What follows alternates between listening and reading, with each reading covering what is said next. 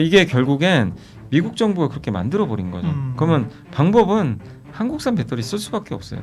그래서 저는 ESS의 비중이 높은 기업들 한번 주목해보자. 로봇 시장 커질 거잖아요. 이 시장을 분명히 3사가 고민하고 있을 거예요. 맞아요. 여기를 누가 차지하느냐. 셋 중에 그러니까. 하나거든요. 네. 1등은. 에코프로 그룹 자체가 어쨌든 이동채 그 전 회장이 컴백을 하면서 이제 동남아 투자를 결정했는데 이게 일단 현재로서는 상당히 성공적이라고 볼 수 있겠고 일단 에코프로 그룹이 이런 전기차 시장 어떤 캐즘 여기 대응하기 위해서 밸류체인을 재정비하는데 그 핵심이 바로 인도네시아 투자에 있다라고 볼 수 있겠습니다.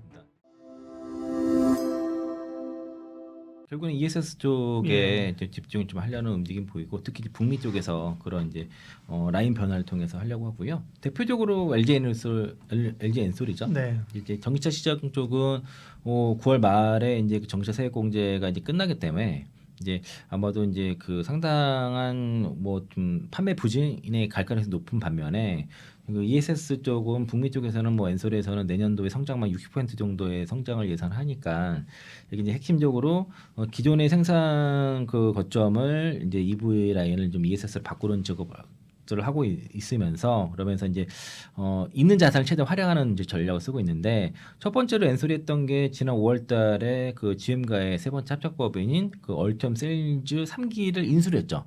이 물량이 사실은 인수할 거라고 말씀을 좀 미리 예상을 했었고 그리고 그게 도요타 쪽으로 간다라고 말씀을 드렸었는데 여기서 어쨌든 기존 그러니까 새로 공장을 짓는 것보다 기존 공장을 활용하는 쪽으로 해서 시간과 비용을 더 세이브를 한다라는 그런 측면에서 얼턴 셀즈 3기를 인수를 했고 이렇게 되면서 이제 AMPC를 더 많이 나누지 않고 받을 수 있는 그런 효과도 있는 것이고요. 또 이제 두 번째가 그 ESS에 대한 그 사업에 대한 확자와 현지 생산을 강화하는데 이게 이제 그 LG 에너지솔루션의 현재 리밸런싱 특히 북미 시장에서 핵심은 ESS입니다. ESS 쪽에 좀 집중을 하려고 하고 있고 최근에 그래서 ESS 관련 대규모 수주가 많이 나오고 있습니다.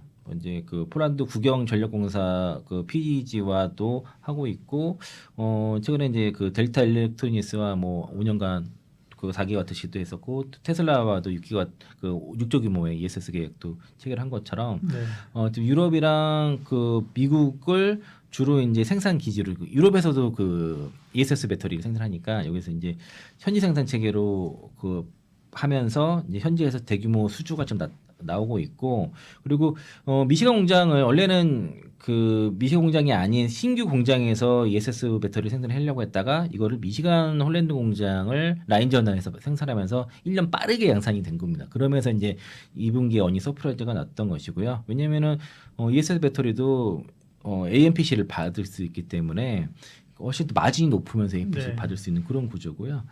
LG에너지솔루션이 어쨌든 전기차 시장이 그 성장이 주춤한 상황에서 안정적인 실적과 성장을 위해서 ESS 쪽으로 집중하는 전략을 지금 펴고 있는데 일단은 지금 미국도 그렇고 유럽도 결과적으로 현지 생산이 중요한 시대가 왔습니다. 그래서 이제 이런 보호무역지가 점점 강화되고 미국은 더 극심하고요. 그리고 유럽도 그만큼 이제 보호무역주의가 지금 진행되고 있는데 그 엔솔의 이러한 그 현재 전략은 지금 뭐 어쨌든 순항하고 있다라고 좀 그렇게 보시면 좋을 것 같고요.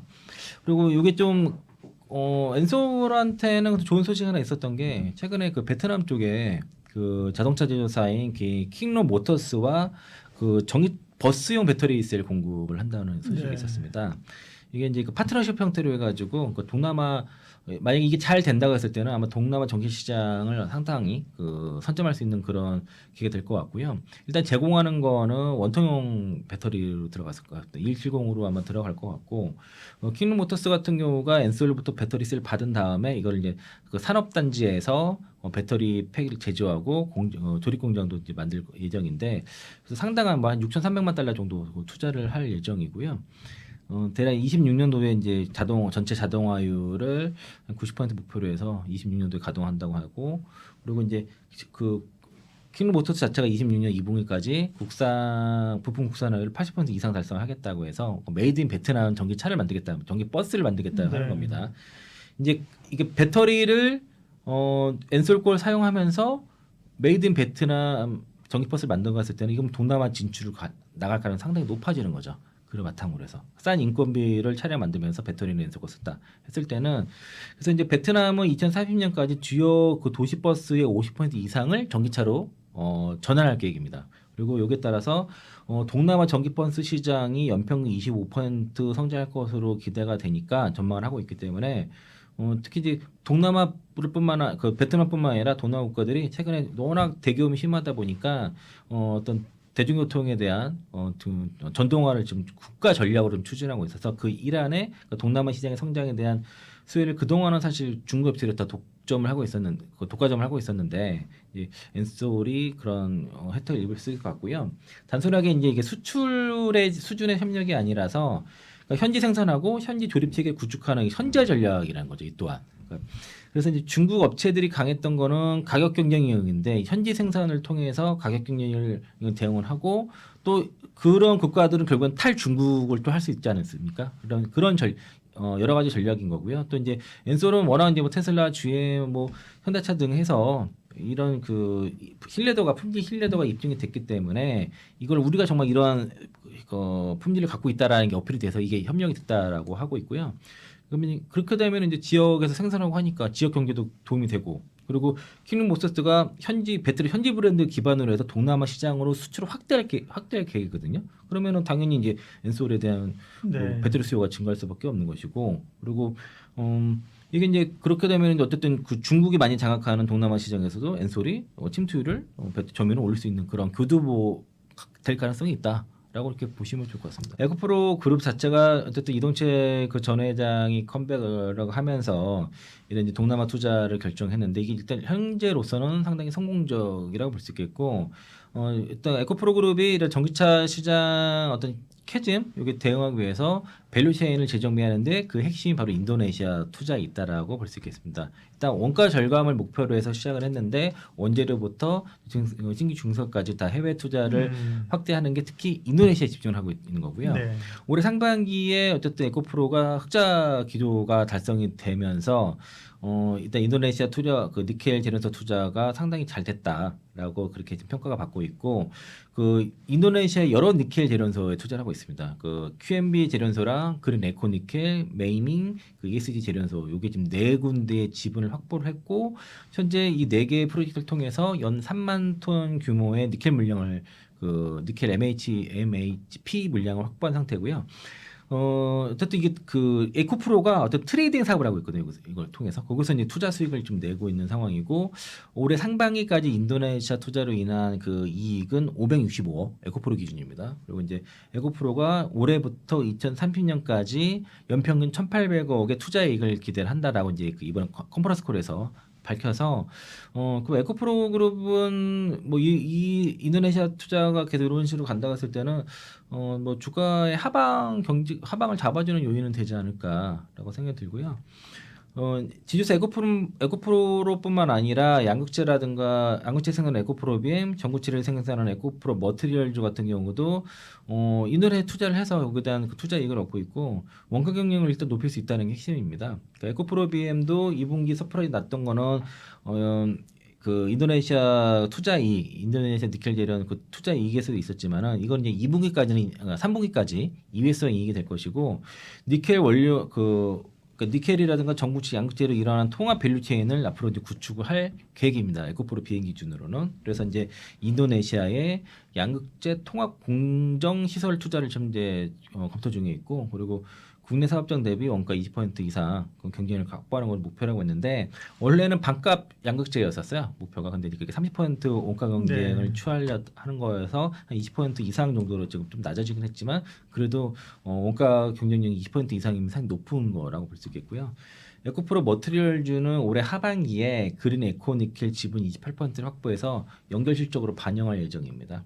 인도네시아의 이제 LG 에너지솔루션이 11조도 투자하는 걸 철수했거든요. 포스코그룹 했던 거를 그걸 지금 빈자리를 에코프로 그룹이 지금 들어갔습니다. 그래서 이제 인도네시아에서의 성과를 좀 지켜볼 필요가 있을 것 같습니다. 네. 2차 전지는 선택과 집중할 수밖에 없는 것 예. 같아요. 당분간은 다 못 가고요. 네. 이제 뭐 요새 아마 많이 뉴스 통해서 보셨겠지만 ESS가 배터리로 하는 거잖아요. 그렇죠. 거의 네. 저장 장치니까 거기 관련된 기업들 위주로 일단은 볼 필요 있고 왜냐하면 ESS는 좋아질 수밖에 없는 게 일단 우리나라도 그렇고 유럽도 그렇고 신재생 에너지 비중이 좀 높으려고 하잖아요.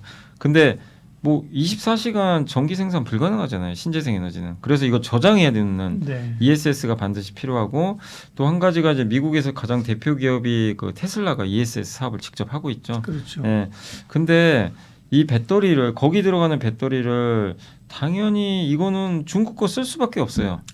가격이 워낙 싸니까. 그렇죠. 네. 그리고 ESS 배터리는 성능이 좋을 필요는 없어요. 그렇죠. 네. 전기차랑 다르잖아요. 다르죠. 그래서 당연히 성능보다는 가성비거든요.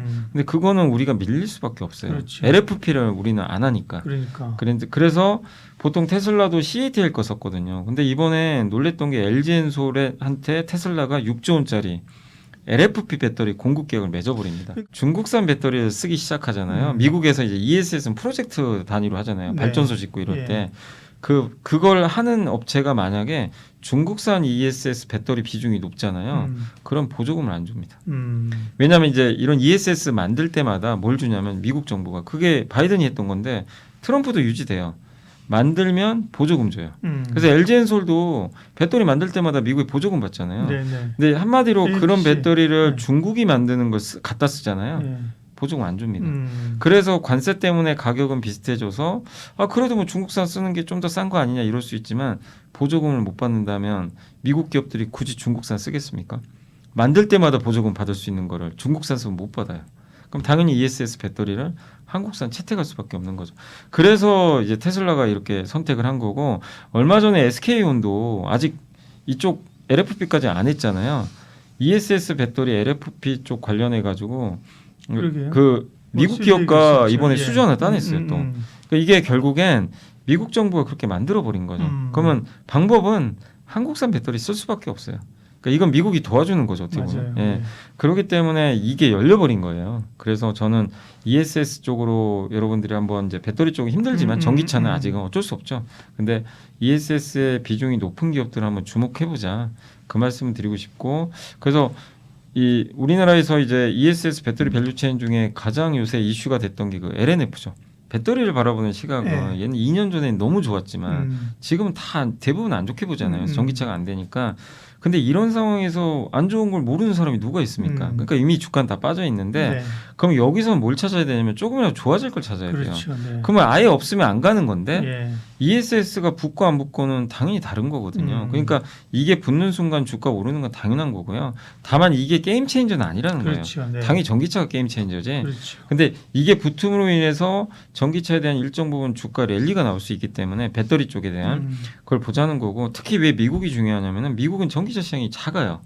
그래서 어떤 애널리스트분들 계산을 해봤더니 미국에서만큼은 ESS 배터리가 미국 전기차 배터리의 절반 정도까지 된대요. 미국에서만큼은 이 비중이 작으니까.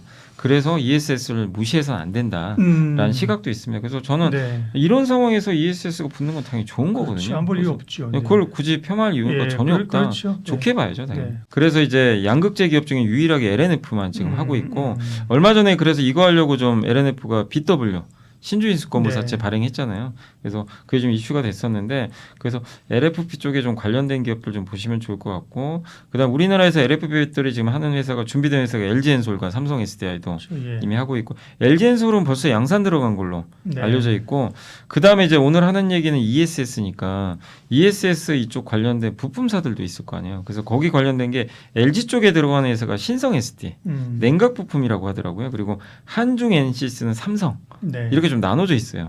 이쪽하고 그다음에 이 보통 이 LFP나 ESS 배터리 각형도 쓰는데 LG는 그거 쓰더라고 파우치형. 이게 약간 주머니 모양처럼 파우치형에는 필름 들어갑니다. 보호 네. 필름. 그거 만드는 회사가 그 농심 계열의 그 율촌화. 그렇죠. 예, 그 과자 봉지 이런 거. 라면 네, 포장지 맞습니다. 과자 봉지. 근데 여기가 이제 율촌화하기 그 파우치 필름 만들어서 공급을 하는데 일본 기업보다 이게 두께가 두꺼우면 좋아요.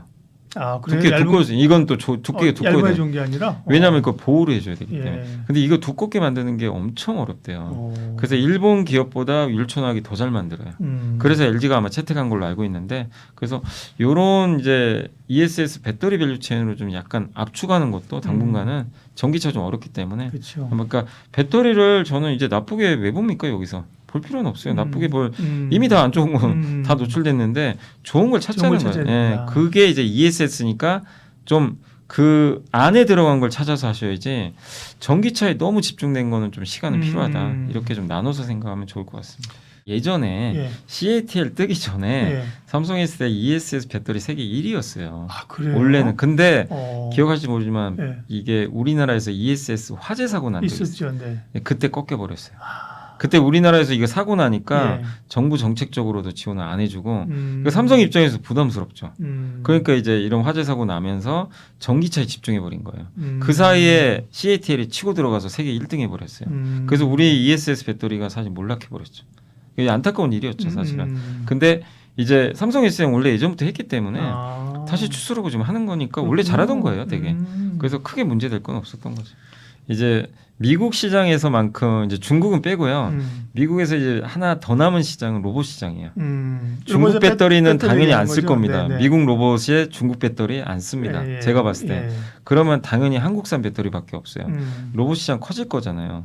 거기 들어가는 휴머노이드 로봇은 휴머노이드 엄청난 같은 배터리가 거죠. 들어가야 되는데 그렇죠. 이 시장을 분명히 3사가 고민하고 있을 거예요. 맞아요. 여기를 누가 차지하느냐. 셋 중에 그러니까. 하나거든요. 네. 1등은. 이제 그 고민도 있기 때문에 네. 배터리를 길게 보면요. 너무 염려할 필요는 저는 없다. 왜냐하면 시장 하나 더 남았기 때문에 근데 그게 빨리 올지 늦게 올지는 지금 모르잖아요. 그렇죠. 그건 테슬라가 얼마나 하느냐에 달려 있는 테슬라죠. 문제. 그래서 테슬라의 동향을 로봇 동향을 계속 또 배터리 하신 분들도 잘 볼 필요는 있습니다.